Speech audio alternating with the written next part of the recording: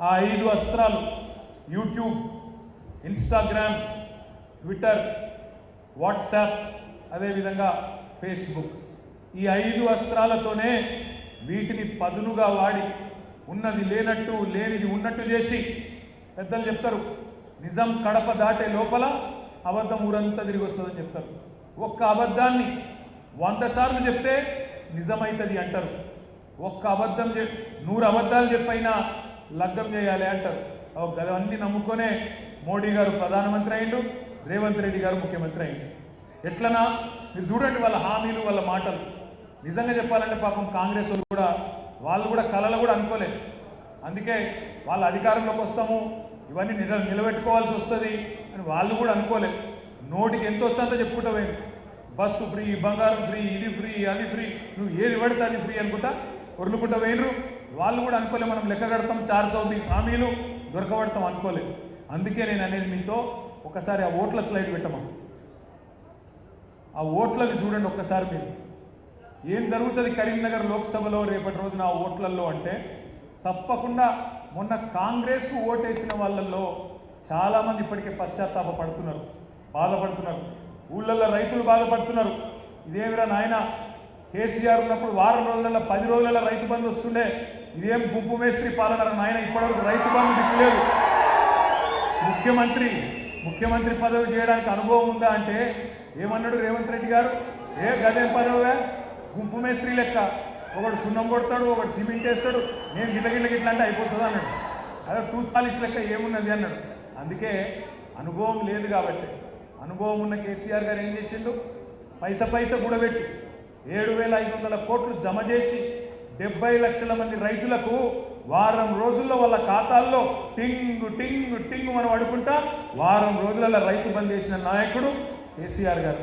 గుంపు మేస్త్రి గారు పాపం డిసెంబర్ 3 ముఖ్యమంత్రి అయినాక ఈ రోజు వరకు రైతు బంధు ఏయానా తెలుస్తలేదు, ముద్దా తెలుస్తలేదు. కానీ విదేశాలకు పోయి మాత్రం పచ్చి అబద్ధాలు చెప్తాడు.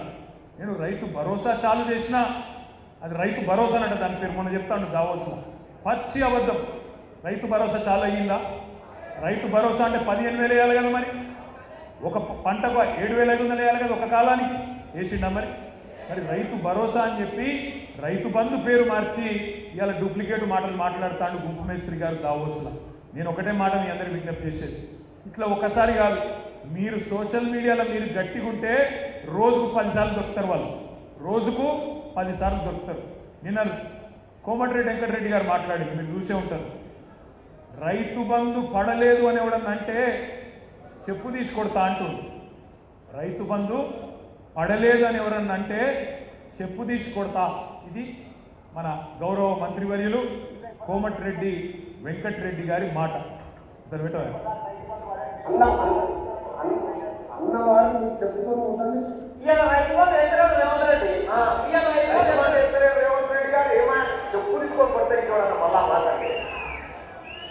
ఆయననేమో కాంగ్రెస్ మంత్రి, ఈయననేమో కాంగ్రెస్ ప్రచార కమిటీ అధ్యక్షుడు మల్లన్న.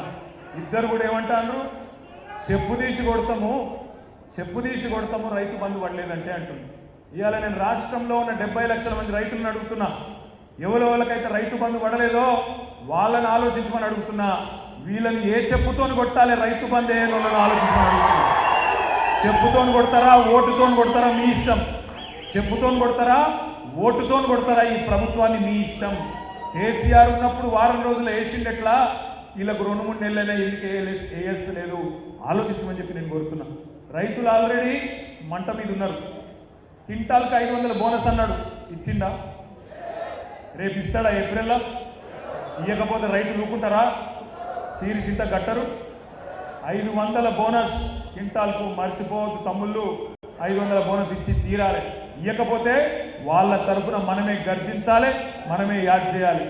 2 లక్షల రుణమాఫీ అన్నాడు డిసెంబర్ 9 నాడు, సోనియమ్మ జన్మదినం.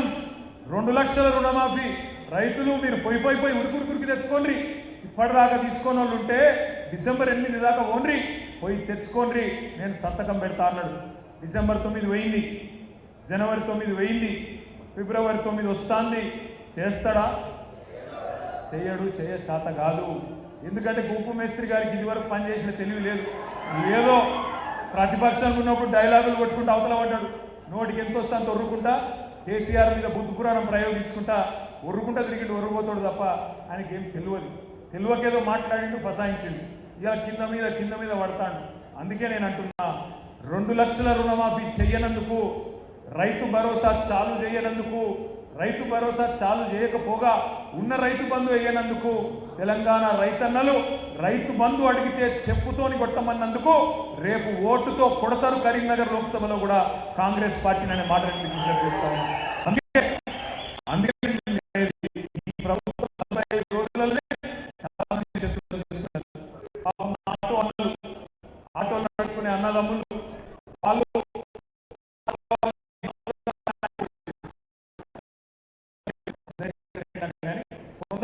ఆటోలు నడుపుకునే అన్నదమ్ములు బోర్డు పెట్టారట, నెలకి పైసలు ఇస్తారట, సంక్షేమం అట, ఏదో అవుతుందట, కేసీఆర్ మంచిగానే చేసింది కానీ ఈయన ఇంకా మంచిగా చేస్తారట అని చెప్పి మీకు 2 సార్లు ఇచ్చిన కదా వాళ్ళకు ఒకసారి ఇచ్చింది.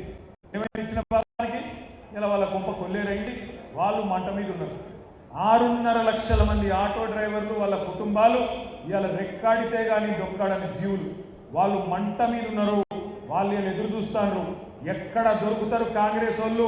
రేపు జెడ్పీటీసీలో దొరుకుతారా, కౌన్సిలర్లు దొరుకుతారా, పార్లమెంట్లో దొరుకుతారా, సొసైటీ ఎలక్షన్లో దొరుకుతారా, యాడ దొరుకుతాడా కర్రు కాల్చి వాత పెట్టేందుకు 6.5 లక్షల మంది తమ్ముళ్ళు వాళ్ళు రెడీ ఉన్నారు.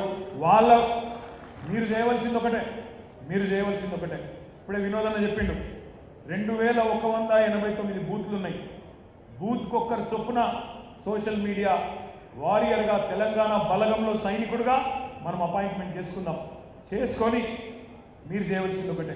మీ ఊళ్ళో కూడా ఆటోలు ఉంటాయి, మీ ఊళ్ళో కూడా ఆటో అన్నదమ్ములు ఉంటారు.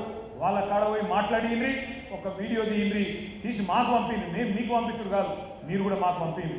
వాళ్ళ ఆవేదన ఏంటి, వాళ్ళు ఏమనుకుంటారో అడుగులు. మనం ఎన్నడూ అనుకోలే కొన్ని దృశ్యాలు చూస్తామని, ఎన్నడూ అనుకోలే.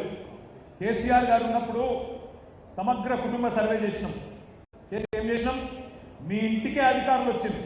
మీరు ఇంట్లోనే కూర్చోండి, కదులకుండ్రి, బొంబాయిలో ఉన్న వాళ్ళు దుబాయ్లో ఉన్న వాళ్ళు కూడా దయచేసి రండి, వచ్చి మీ పేరు రాయించుకోండి అంటే మీరు ఇంటికాడికి వచ్చి ఇంట్లో కూర్చుంటే మీ దగ్గరికి అధికారులు వచ్చి రాయించుకొని పోయింది.